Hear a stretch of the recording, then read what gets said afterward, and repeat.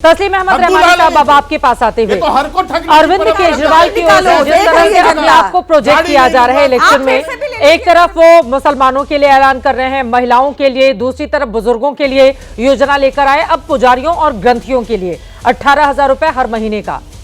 वास्तव में आपको ये उनकी चुनावी घोषणाएं और जुमला नजर आता है, या अरविंद केजरीवाल गंभीरता से इनको लेकर आगे बढ़ना चाहते हैं, इनकी जिंदगी की बेहतरी चाहते हैं, जैसा कि वो दावा कर रहे हैं? क्या समझ में आ रहा है? देखिए, मेरा ख्याल यह है कि इस देश में जो मुफ्त की चीज़ें देने का रिवाज शुरू हुआ है, चाहे वो 83 करोड़ लोगों को 5 किलो अनाज देना हो, या लाडली बहना के ज़रिए ख़वातीन को देना हो, या बुज़ुर्गों को, या ये सब जो मुफ्त को देने की चीज़ें, मुफ्त की चीज़ें हैं, ये लॉन्ग रन में इंडियन इकोनॉमी को बहुत ज़्यादा नुकसान पहुँचाने वाली हैं, लोगों का मिजाज ख़राब करने वाली।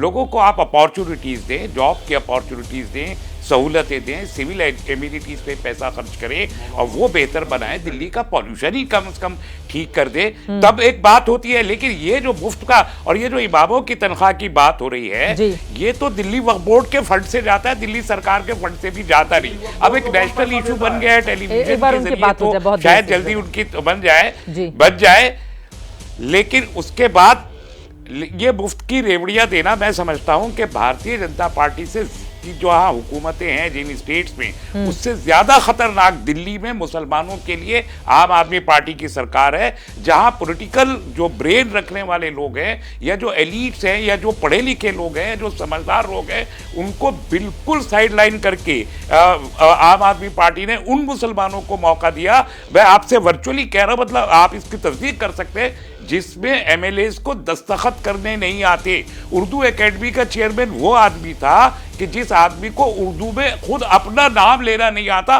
लिखना तो दूर की बात है। माइनॉरिटी कमीशन का चेयरमैन वो आदमी था जिसे माइनॉरिटी लफ्ज के मानी मालूम नहीं है। एमएलएस वो हैं जो माफिया हैं, करप्ट हैं, लैंड बिल्डिंग में इन्वॉल्व हो गए, वो मुस्लिम एमएलए दिए। वक्फ बोर्ड का वो बुरा हाल किया पिछले 10 साल में कि मुकदमा अदालत तक चला गया। वो कोई झूठा मुकदमा नहीं है।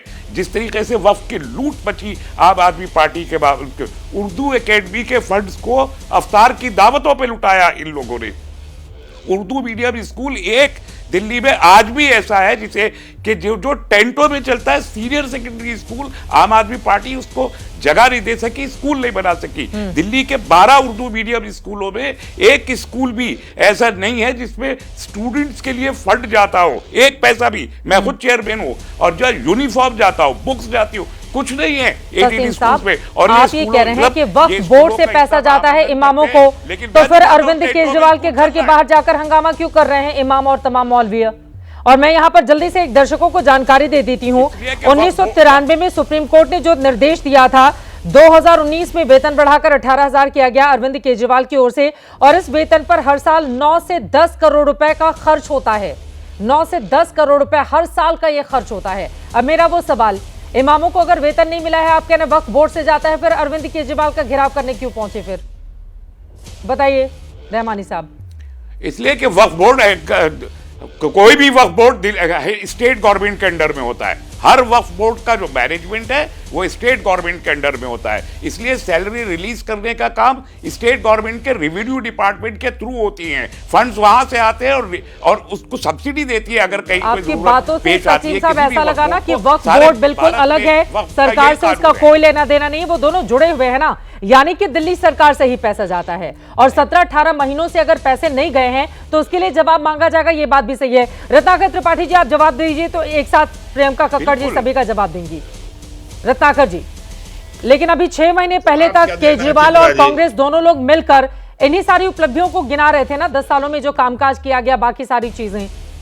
तो अब क्या है स्थिति अगर अरविंद केजरीवाल इसका ऐलान कर रहे हैं? 2024-23 को जी गुरुग्राम नेशनल यूनिवर्सिटी में खट्टर साहब का 800 इमामों ने अभिनंदन किया, इसलिए कि उन्होंने वो वादा पूरा किया कि वो इमामों और मौलवियों को जो स्टाइपेंड मिलता है उसको 50% बढ़ाएंगे, और 14,000 और 16,000 कर दिया गया। और ये वहां कहा खट्टर जी ने कि हर साल 50% बढ़ेगा। आप मुझे ये बताइए, ये बीजेपी को क्या वहां पे पुजारियों और ग्रंथियों को नहीं देना था? वहां तो नहीं देती है। काग कहे कल बोलिएगा मत अभी चित्रा जी, मैं बात नहीं मैं किया। बस कंफर्म करना चाह रही हूँ, खट्टर साहब ने कहा कि हर साल 50% बढ़ा देंगे। जी जी जी, आप न्यूज देख लीजिएगा, न्यूज देख लीजिएगा। हाँ, मैं बिना, मेरी जानकारी में 5% है। मैं चाहूंगी क्रॉस चेक किया जाए हमारी टीम की ओर से। आप कह रहे हैं 50% बहुत ज्यादा, ठीक है। नहीं, बोलिए बोलिए। मेरा आपका आखिरी शो नहीं है ना? नहीं बिल्कुल, आप चेक करा लीजिए। हाँ बोलिए। तो काग कहे कल कंठ कठोरा, कौए कह रहे हैं कि कोयलों का जो संगीत है वो कठोर है। इन लोग को अचानक सबकी इमामों मौलवियों की बीजेपी को तनख्वाह याद आने लगी। अरे आयुष्मान का पेमेंट कीजिए शर्मा जी। जून 2024 को आपके हरियाणा में Rohit Mahajan, state president Indian Medical Association ने लिख के दिया कि हम अब इलाज नहीं करेंगे, 200 करोड़ बाकी है। बनारस में मैं बैठा हूं, यहाँ के सारे अस्पतालों का पिछले 1.5 साल से मैक्सिमम पैसा बाकी है, बोलते नहीं है। मोदी जी सांसद है, सरकार यहाँ की है, क्या करेंगे? जान देंगे। और मुझे आप एक बात बताइए, ये गोगो दीदी योजना, माझी लड़की बहन योजना, महिला सम्मान योजना, ये कहां थी? और शर्मा जी आप बात करते हैं घोटालों की। आपने जो छात्र युवा अपमान योजना बिहार में लागू की है, बिहार पब्लिक सर्विस कमीशन का चेयरमैन कौन? आपने कहा कि मैं बता रहा हूं, हमारी टीम बता रही है 50% बढ़ोतरी की गई थी और हर साल 5% बढ़ाने की बात कही गई थी। तो मैं आपको एक बार करेक्ट कर देती हूँ, उसके बाद चर्चा में आप आगे बढ़ेंगे। हमने 50% देखा, आपने 5% रत्नाकर त्रिपाठी सर्टिफाइड शर्मा जी 50% बढ़ोतरी 5% झूठा है। बात थी। हाँ ठीक है, सर्टिफाइड झूठे हो चित्रा जी, सर्टिफाइड झूठे हो। रत्नाकर जी की बात शर्मा जी फिर आप जवाब दीजिएगा। रत्नाकर जी की बात खत्म हो जाए फिर उसके बाद बोलिए रत्नाकर जी। नहीं, मुझे बात बोलने दीजिए। आपने बिहार में पब्लिक सर्विस कमीशन का चेयरमैन बैठाया मनु भाई रवि परमार, क्योंकि वो गुजरात का है। और सुनिए भाई, पहले महादलित निगम के घोटाले में 4.5 करोड़ के घोटाले को लेकर के एफआईआर है, विजिलेंस जांच कर रही है उसकी। आपने बैठा दिया छात्रों के उस पे घोटाला करने के लिए। घोटालेबाज को आपने पब्लिक सर्विस कमीशन में बैठा दिया, क्योंकि घोटालेबाजों से तो आपको पैसा मिलता है। आपको दुनिया में हर आदमी घोटालेबाज दिखता है, बताइए ना। अभी इसको भी चेक करा लीजिए चित्रा जी। मनु भाई रवि परमार जो गुजरात के हैं और आईएएस से बिहार में वो बीपीएससी के चेयरमैन है, वो 4.5 करोड़ के महादलित निगम घोटाले में है कि नहीं, ये पता कर लीजिए आप। मुझे गलत सिद्ध कर दीजिएगा तब। अरे चोरों का साथ देते हैं शर्मा जी, आप खुद डकैत हैं, पूरे देश में आप भेदभाव करते हैं। दीजिए ना हरियाणा में क्या करिए आ रहा है बाकी लोग को भाई। और क्योटो हुआ है, बनारस क्योटो होने वाला था। बोले के शर्मा जी, जवाब ले लंदन में रहता हूँ चित्रा जी, आपके शो तेलंगाना में 5000 इमामों को दिया जाता है, वहां पर भी पुजारियों को देने की बात कर लीजिए। आप तो कांग्रेस पार्टी को सपोर्ट करते हैं इतने दिन से, तो कई ऐसे राज्य हैं, आप ही एक बड़ी लकीर खींच दीजिए इमामों और पुजारियों दोनों को लेकर।